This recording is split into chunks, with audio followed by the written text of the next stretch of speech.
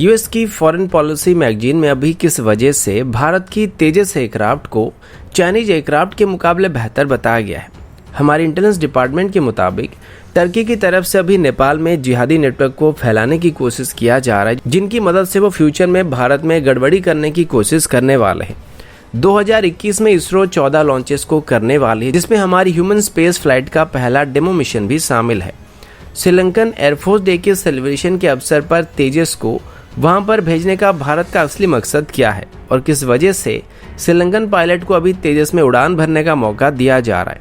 और अंत में शायद चाइना अभी ताइवान के ऊपर हमला करने की तैयारी कर रहा है। ऐसे ही कुछ और खबरों के बारे में हम आज की वीडियो में बात करने वाले हैं। नमस्कार दोस्तों, मेरा नाम है अंशुमन नायक और आप सभी का बहुत बहुत स्वागत है इंडियन डिफेंस न्यूज के डिफेंस टॉक सीरीज में, जहां पर हम रोज नए नए डिफेंस अपडेट्स के बारे में बात करते हैं। तो चलिए देर ना करते हुए आज की वीडियो शुरू करते हैं। आज की पहली अपडेट इंडियन एयरफोर्स की तरफ से है। जैसे कि कल ही मैंने आप सभी को बताया था कि भारत की तरफ से अभी बालाकोट एयर स्ट्राइक की एनिवर्सरी के अवसर पर एक बार फिर से सिमुलेटेड एक्सरसाइज को कंडक्ट किया गया था, जिसमें इंडियन एयरफोर्स की मिराज 2000 एयरक्राफ्ट की तरफ से टारगेट के ऊपर बम को गिराया गया था और इस सिमुलेटेड एक्सरसाइज को राजस्थान में कंडक्ट किया गया है। लेकिन मजे की बात तो यह है कि इस एक्सरसाइज के दौरान इंडियन एयरफोर्स के chief air marshal Rakesh Kumar Bhadauria ji खुद मिराज 2000 को उड़ा रहे थे और इस पूरे फॉर्मेशन में 5 एयरक्राफ्ट मौजूद थे, जिसमें 2 SU-30 MK और 3 मिराज मौजूद थे। और इस बार भी मिराज के द्वारा ही बम को गिराया गया और इसमें मिराज की तरफ से स्पाइस 2000 बम का इस्तेमाल किया गया था। इस एक्सरसाइज के दौरान जब इंडियन एयरफोर्स के पायलट के साथ हमारे एयर चीफ खुद उड़ान भरे तो ये उनके आत्मविश्वास को काफी हद तक इंक्रीज करने में मदद करने वाला है। साथ ही फ्यूचर मिशन में उनको दुश्मन के एरिया में घुस के उनके ऊपर हमला करने के लिए उनको साहस देने वाला है। इस दौरान बताया गया है कि बालाकोट के दौरान जिन स्पाइस 2000 का इस्तेमाल किया गया था उसमें लगभग 80 kg के आसपास एक्सप्लोसिव और लगभग 900 kg का स्टील का इस्तेमाल किया गया था। तो जब वो टारगेट के छत को पेनिट्रेट करके फटे होंगे तो उसके आसपास मौजूद सभी लोगों के चिथड़े उड़ गए होंगे। हाल ही में जो टेस्ट किया गया था उसी का एक छोटा सा डेमो दिखाने के लिए किया गया था और इसे काफी छोटे पैमाने में किया गया, जबकि असल में बालाकोट के दौरान एक नहीं बल्कि 5 बम गिराए गए थे जो कि टारगेट को हिट किए थे। तो आप उसी हिसाब से डैमेज का अंदाजा लगा सकते हैं। अगला अपडेट तेजस को लेके है। अब सबको पता होगा कि शुरू से ही तेजस को काफी क्रिटिसाइज किया गया था और इसके कुछ मेजर कारण भी थे, जैसे कि इसका डेवलपमेंट साइकिल काफी लंबा था और इसमें इस्तेमाल होने वाले काफी सारे आइटम्स को इंपोर्ट किया गया था, जैसे कि इसका engine, radar, electronic warfare system, ये सभी सिस्टम अलग अलग देशों से इंपोर्ट किए गए थे। इस बात को लेकर भारत को क्रिटिसाइज किया जा रहा था कि तेजस असल में किस हद तक इंडिजिनस एयरक्राफ्ट है, क्योंकि इसके मेजर कंपोनेंट्स की बात करें तो उन सभी को बाहर देशों से इंपोर्ट किया गया था। लेकिन अभी तेजस को लेकर यूनाइटेड स्टेट की एक जानी मानी मैगजीन फॉरेन पॉलिसी में एक रिपोर्ट पब्लिश किया गया था, जिसमें यह बताया गया है कि भले ही तेजस को लेकर भारत को क्रिटिसाइज किया जाता है, लेकिन असल में तेजस F-16 से ज्यादा अफोर्डेबल एयरक्राफ्ट है और अगर इसको किसी चाइनीज एयरक्राफ्ट के साथ कंपेयर किया जाए तो उनसे काफी हद तक बेहतर है। तेजस की MK-1A वेरिएंट की बात करें तो इस स्टैंडर्ड की सभी चाइनीज फाइटर्स को आउट परफॉर्म कर सकता है। भले ही प्राइस के हिसाब से थोड़ा महंगा पड़ेगा, लेकिन परफॉर्मेंस, रिलायबिलिटी और सेफ्टी के मामले में चाइनीज एयरक्राफ्ट के मुकाबले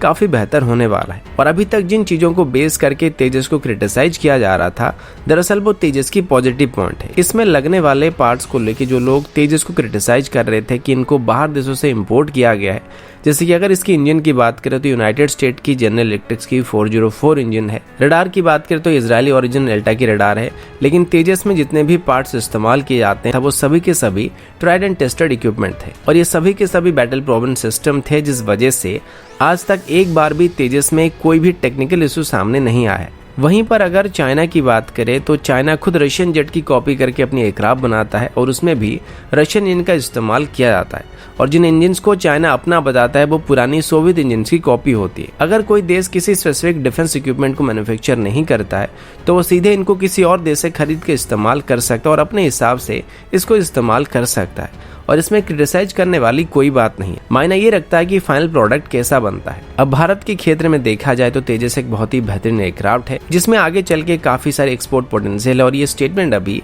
फॉरेन पॉलिसी की तरफ से बताया गया है।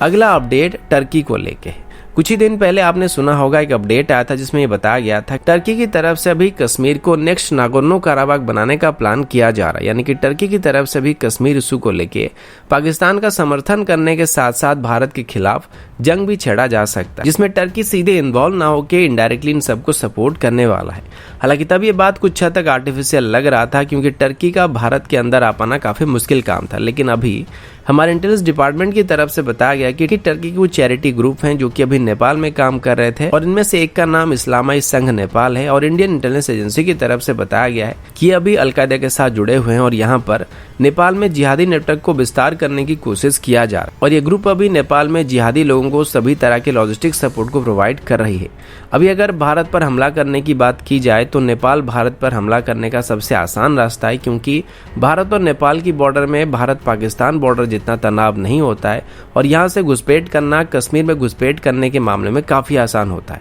जब ये खबर पहली बार सामने आया था तब ये भी बताया गया था कि टर्की की तरफ से भी नागोर्नो में भेजे गए अपने जिहादियों की झुंड को कश्मीर में भेजने की कोशिश किया जाएगा। तो अभी अगर हमारी इंटेलिजेंस डिपार्टमेंट की रिपोर्ट सही है तो टर्की अपना काम शुरू कर चुका है और अभी वो नेपाल के रास्ते में इनको भारत में घुसपैठ कराने की कोशिश करने वाला है या फिर टेम्पररी बेसिस पर इनको वहां पर रखने की कोशिश किया जा रहा है और सारी लॉजिस्टिक सपोर्ट दिया जा रहा है। इसमें अभी टर्की की इंटेलिजेंस एजेंसी यानी कि MIT भी शामिल है और टर्की की गवर्नमेंट डेवलपमेंट एजेंसी यानी कि टीका की तरफ से भी इनको फाइनेंशियल सपोर्ट प्रोवाइड किया जा रहा है। इसके अलावा IHH नाम की एक और टर्कीज बेस्ड संगठन है जो कि नेपाल में अलग अलग जगहों में रिलीफ और ह्यूमैनिटेरियन असिस्टेंस के नाम पे अपनी कार्य को विस्तार कर रही है, जो कि मेनली जिहादी नेटवर्क को बढ़ाने में सभी प्रकार की लॉजिस्टिक को सप्लाई कर रही है और ये काठमांडू, लुम्बिनी और नेपाल की प्रोविंस 1 और प्रोविंस 2 में काफी एक्टिव दिखाई पड़ रही है।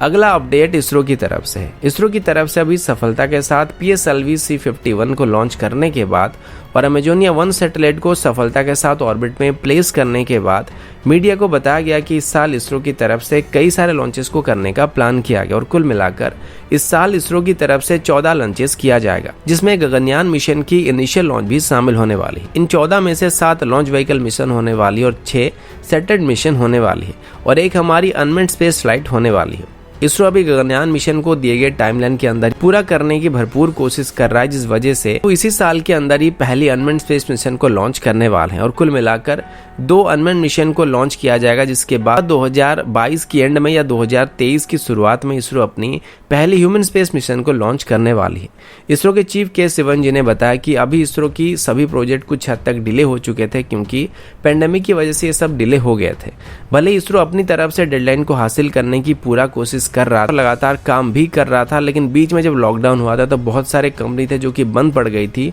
जो कि इसरो के लिए जरूरी मेटेरियल को सप्लाई करते थे, जिस वजह से इसरो के काफी सारे प्रोजेक्ट डिले हो गए थे।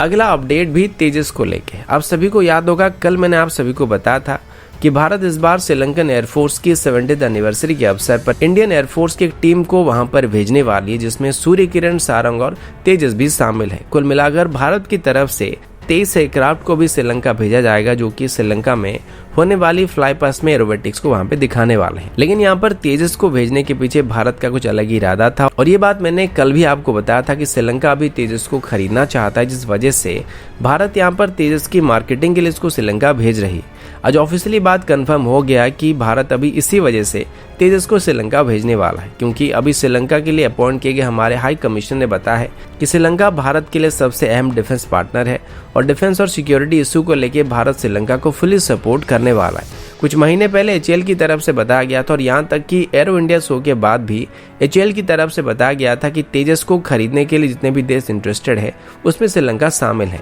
और अभी तेजस की एक ट्रेनर वेरिएंट को श्रीलंका भेजने का प्लान किया गया, जो कि श्रीलंकन एयरफोर्स की 70th एनिवर्सरी के अवसर पर वहां पर कलाबाजियां दिखाने वाला है और उस दौरान इसमें एक श्रीलंकन पायलट भी मौजूद रहने वाला है, यानी कि श्रीलंकन पायलट को तेजस में डेमो दिखाया जाने वाला है, जिससे साफ होता है कि भारत अभी श्रीलंका को इसको एक्सपोर्ट करना चाहता है और HAL पहले से ही श्रीलंका में अपनी लॉजिस्टिक बेस को बनाने के बारे में सोच रही है, ताकि फ्यूचर में अगर इनको एक्सपोर्ट किया जाता है तो इसको वहां पे सर्विस और रिपेयर किया जा सके।